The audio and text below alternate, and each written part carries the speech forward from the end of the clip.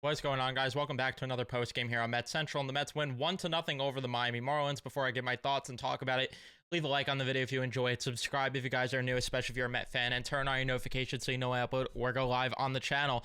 And this is a game that typically the Mets would lose, honestly, where 1-0, not capitalizing with runners in scoring position, and then the bullpen would come in usually and choke this. And my brain is just wired to feel that way, that I was worried even rolling into when Diaz was in, because Diaz has been, of course, shaky this season. But I did also say a couple days ago that I do feel like Diaz was poised for a big second half. So he comes in and gets a save, gets the job done. So again, there was a lot that went into this game in terms of the offense not capitalizing, like I mentioned, with runners in scoring position. And I feel mixed ways about it, because there's part of me that is like, all right, the offense, what we saw in June and even parts of early July, are not sustainable because like everybody was contributing multi-hit games, and that's just an unrealistic ask on a nightly basis. The problem is you need to start contributing with runners in scoring position every now and then. I'm willing to let it slide a bit, even though it's against the Marlins, and I feel like I shouldn't be letting it slide. I'm willing to, until we find out more. Like, if this continues rolling into the Yankees series and stuff like that, then I start to get worried that this is a legitimate problem, the Mets capitalizing with runners in scoring position. But for right now, I mean, again, you get the job done, and there are days your pitching is going to have to step up and be the leading force in a win, and that's just what happened here. And the Mets really needed that type of win to begin with, because it is about dang time the Mets pitching staff really carries them to a win. We really haven't had that this season, honestly. It's always been the offense has to get late clutch hits, or they have to explode early, and then the bullpen almost blows games, and that's how they win. It's just never really been the pitching being dominant. But again, let's talk about the game. Lindor led the game off with a walk, and then Nimmo hits into a force out. Back-to-back strikeouts from Martinez and Alonso. Martinez, man, I will say, starting to get a teeny worried with him, because it's a little concerning that's been going on for like a month now, this slump that he's in. And some of these at-bats just don't even look competitive. Like, he's just swinging with one hand at the end of, these swings that he's taking, and just chasing things that are low in the zone. I don't know. I'm not going to get too worked up about it yet, but it is definitely a little worrisome. But we get to the bottom of the first.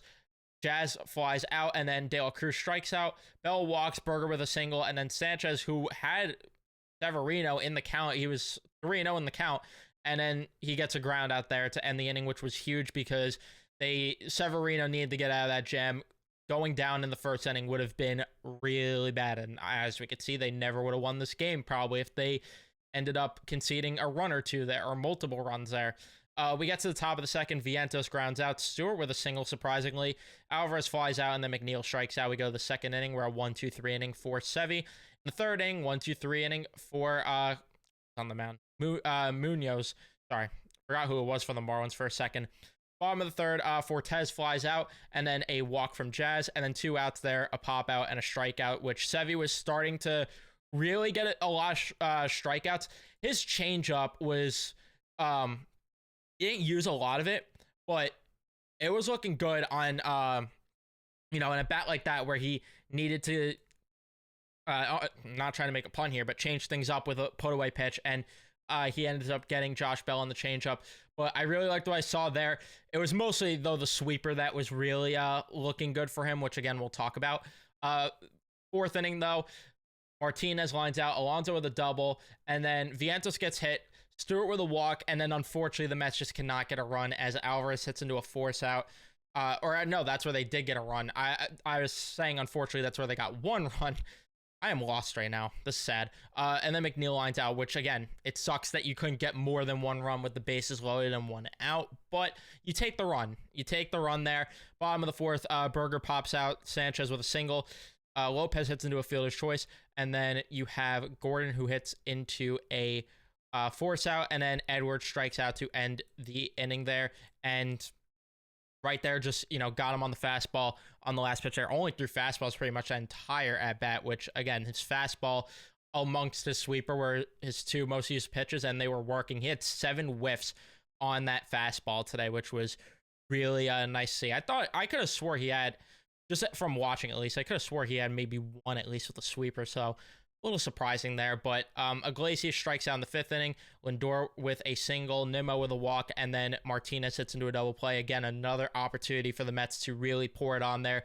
They don't. Bottom of the 5th, a 1-2-3 inning for SEVY again, and then the 6th inning, Alonso grounds out, and then Vientos walks Stewart, strikes out, Alvarez grounds out. We go to the 6th inning where,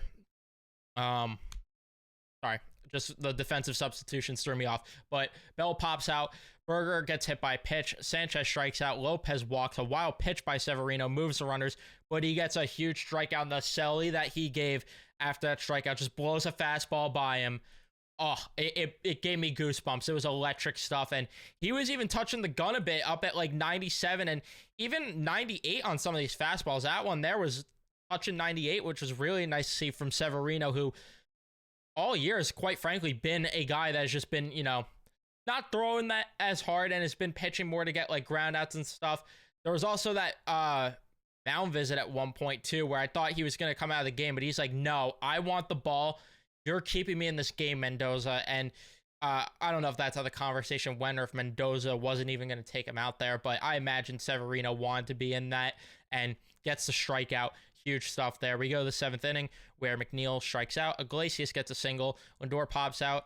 Iglesias would steal a bag there, and then Nimmo strikes out to end the inning. Jose Buto comes in, walks Edwards, then a sacrifice bunt from Fortes.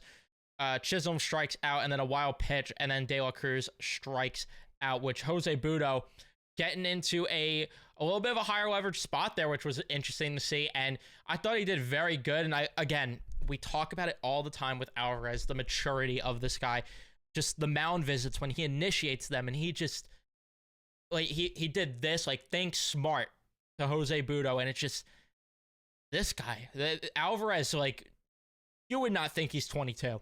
You would not think he's 22 with the way that he controls his pitching staff and the way that he is, the way he thinks the game. I just love it so much. And then we get to the 8th inning, Martinez with a single, and then unfortunately the next 3 outs come easy.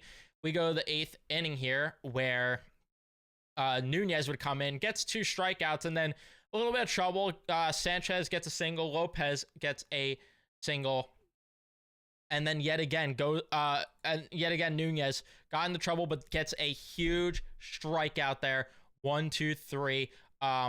In terms of the pitch counts, just 3 pitches there, strikes him out, and gets the end of the inning there. Huge to get out of the jam there, of course. And then we get to the 9th inning where Alvarez walks. McNeil pops out.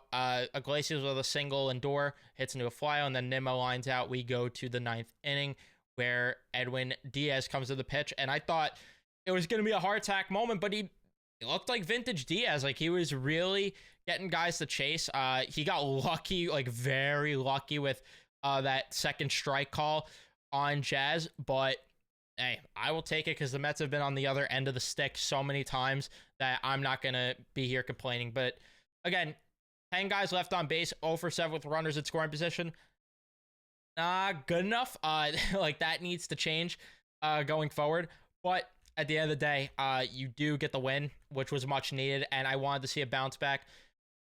I'm not going to sit here and be too worried about the offense when maybe I should because it's the Marlins, but I'm trying to stay somewhat even-keeled here and feel somewhat optimistic that there's better in this offense, and hopefully they show it tomorrow because I don't know if the pitching staff could replicate this. Plus, you're going to have to go to lesser leverage guys, so it could get a bit dicey there tomorrow. But that is going to be it for me. Let me know all your thoughts on this game in the comment section down below. Don't forget to leave a like. Don't forget to subscribe. Turn on your notifications so you know I upload or go live, and I'll see you guys in the next one.